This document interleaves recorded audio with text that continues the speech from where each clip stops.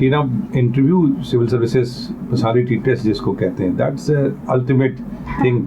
हमेशा से कैंडिडेट के दिमाग में रहता है एक दिन मुझे इंटरव्यू जाना है, धौलपुर हाउस जाना है, भाई कल्पना के दिन में होता है, लेकिन अपने आप में काफ़ी एक चैलेंजिंग चीज़ होती है। तो सिविल सर्विसेज इंटरव्यू, चूँकि आप पहली बार ही गई और आपने अच्छे नंबर लिए और क्वालिफाई करके टॉप कर गई हैं, तो आप पहले ये बताएं कि सिविल सर्विस इंटरव्यू में इंटरव्यू मेंबर्स क्या देखना चाहते हैं? सर आई थिंक जो बोर्ड मेंबर्स हैं वो हर चीज़ आपकी एनालाइज करते हैं, आपकी ड्रेसिंग स्टाइल, आपकी बॉडी लैंग्वेज, आप हाँ जी, आप अपने ओपिनियंस अच्छे से आर्टिकुलेट कर पा रहे हैं या नहीं हैं, आप कितने कंपैशनेट हैं इशूज़ को लेके, आप कितने सेंसिटिव हैं, आप अपने खुद के सब्जेक्ट में कितने एक्सपर्ट हैं। तो आपकी हर चीज़ टेस्ट होती है। मेरा इंटरव्यू 45 मिनट्स चला था, which is a very long time compare to usually जितना चलता है।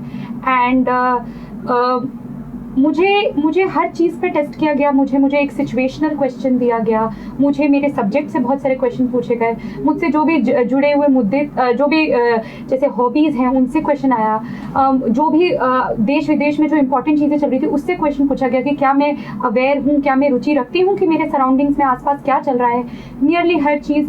और इनफैक्ट मैं देख रही थी कि जो बोर्ड चेयरपर्सन थी हमारी, वो उनके पास एक सॉर्ट ऑफ एक टेबल उन्होंने बनाया हुआ था और वो सब पे टिक करे जा रही थी। मतलब मुझे इतनी दूर से इतना दिखा था कि वो, तो उससे मेरे को ये आइडिया लगा कि वो हर चीज़ मेरी टेस्ट करे और देखे, अच्छा ठीक है, ये ठीक है, टिक टिक टिक।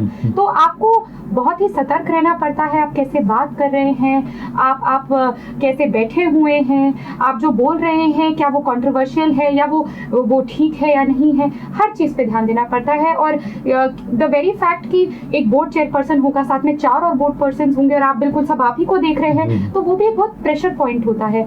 यही बहुत बड़ा प्रेशर होता है कि अच्छा अब आप वो रूम एंटर करने वाले हैं जहाँ पे काफ़ी कुछ डिटरमाइन होगा, आपकी रैंक डिटरमाइन होगी, इससे आपका कैडर डिटरमाइन होगा, इतने ज़्यादा मार्क्स इससे जुड़े हुए हैं, तो वो खुद में ही बहुत बड़ा पूरे साल की मेहनत उस पे फाइनल डे बिल्कुल।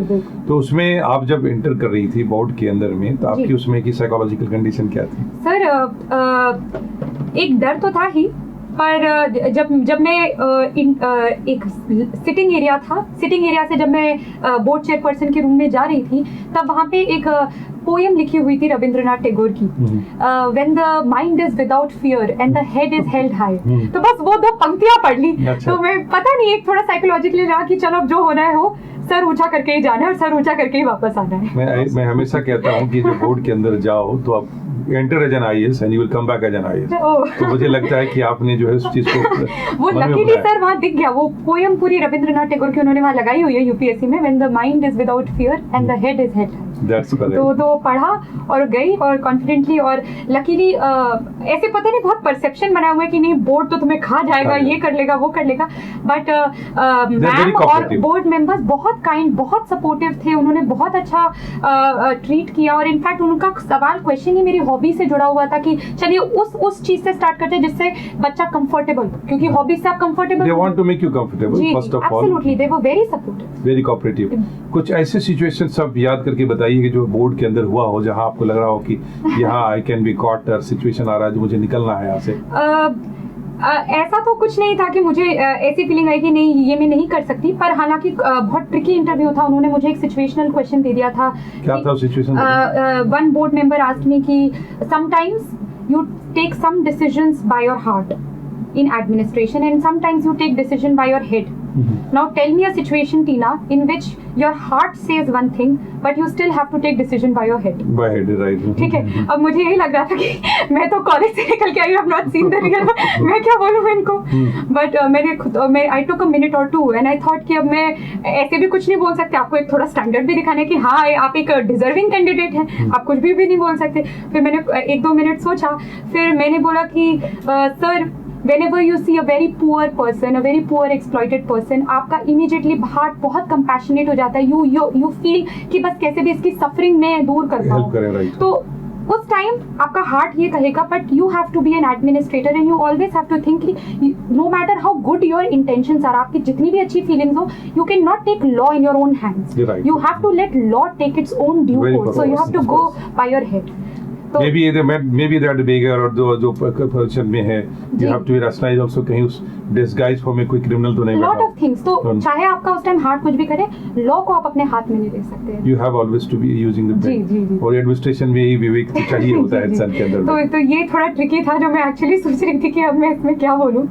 और बाकी देश विदेश की बहुत चर्चा हुई, क्योंकि मेरा ऑप्शनल भी पॉलिटिकल साइंस इंटरनेशनल रिलेशंस था। तो उन्होंने बहुत सारी जो भी हमारी नेबरिंग कंट्रीज हैं, इंडिया के रिलेशंस के बारे में बहुत कुछ पूछा, यूएसए के ऊपर बहुत क्वेश्चंस आए, इवन नॉर्मल देश के इशूज़ पे आए कि सीबीआई के बारे में बताइए, ये बताइए, वो बताइए। तो बहुत ही वेल राउंडेड इंटरव्यू था। हॉबी के बारे में पूछा, तो मुझे तो लगा हर स्टार्ट के क्वेश्चन, पहला क्वेश्चन क्या था आपका? पहला क्वेश्चन यही था कि मैंने अपनी हॉबीज में मेंशन किया था कि मैं पेंटिंग करती हूँ, और नेशनल म्यूजियम के कंपटीशन में मुझे प्राइज भी मिला था। तो मैम ने उसी से स्टार्ट किया, क्योंकि जस्ट 1-2 दिन पहले दिल्ली के ही म्यूजियम में आग लग गई थी। तो मैम ने बोला था कि किसी म्यूजियम में अभी आग लगी थी और तुम्हारे इससे भी जुड़ा हुआ है, तो बताओ कि क्या सिचुएशन है और कैसे कैसे डील करना चाहिए। तो एडमिनिस्ट्रेटिवली काफी क्वेश्चंस पूछे। अलर्टनेस एंड अवेयरनेस की कैंडिडेट के इंटरव्यू का एंड में क्या था क्वेश्चन? इंटरव्यू के एंड में एक्चुअली मुझसे एक एग्रीकल्चर का क्वेश्चन पूछ लिया था। और अब क्योंकि ऑब्वियसली एग्रीकल्चर के बारे में उतनी एक्सपर्टीज नहीं है, क्योंकि मुझसे है नहीं, और मुझे बाद में पता चला कि मुझसे जो पहले जो कैंडिडेट थी उनका एग्रीकल्चर ऑप्शनल था, तो शायद उनसे थोड़ा जुड़ा हुआ मैम ने पूछ लिया। और क्वेश्चन थोड़ा हालांकि थोड़ा मुश्किल था, बट मैम बहुत सपोर्टिव थी।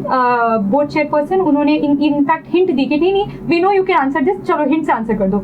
हिंट से किया, and then she was like fine, you did well, you can leave. जब इंटरव्यू से बाहर निकली आपने, तो आपके अंदर कैसी फीलिंग थी? सर आई थिंक फीलिंग अच्छी थी। मैं खुश होके आई थी, क्योंकि मैंने सारे जवाबों का सवाल दिया। जो आखिरी सवाल था एक हिंट के बाद, बट जवाब तो देके आई थी, तो एक ओवरऑल पॉजिटिव फीलिंग थी, और मैं होपफुल थी कि शायद the board members will give me good marks. एक सक्सेस ओरिएंटेड कैंडिडेट जो सक्सेस की ओर जा रहा है और अपनी मंजिल की ओर बिल्कुल सही जा रहा है, तो आप क्या कहना चाहेंगे? सर आई थिंक फर्स्ट आपको बहुत कंपैशनेट होना चाहिए, कि आप हर इशू और हर सेक्शन ऑफ सोसाइटी की प्रॉब्लम समझ पाएं। You have to be very compassionate. Second, आप में एक लीडर दिखना चाहिए। After all you are a leader, everybody is going to follow you. तो आप में वो इक्वालिटी दिखनी चाहिए कि हाँ, आप सबको साथ लेकर आगे चल सकते हैं। और थर्ड, मुझे लगता है apart from being compassionate, apart from being a leader, you have to be a very positive person. Board members want people who are positive, who want to bring changes, जो सिनिकल और sceptical नहीं है कि नहीं कुछ नहीं हो सकता, दुनिया का सब खराब है, ये है। They want very positive people, जो एक एनर्जी और एक डायनामिज्म ला पाए सर्विस में। मुझे उम्मीद है कि हमारा डिस्कशन जो आने वाले एस्पिरेंट्स कैंडिडेट्स के बहुत काम आएंगे, और आपने बहुत दिल से अपनी हर बात को शेयर किया है, तो उससे लोग कनेक्ट कर पाएंगे, राइट?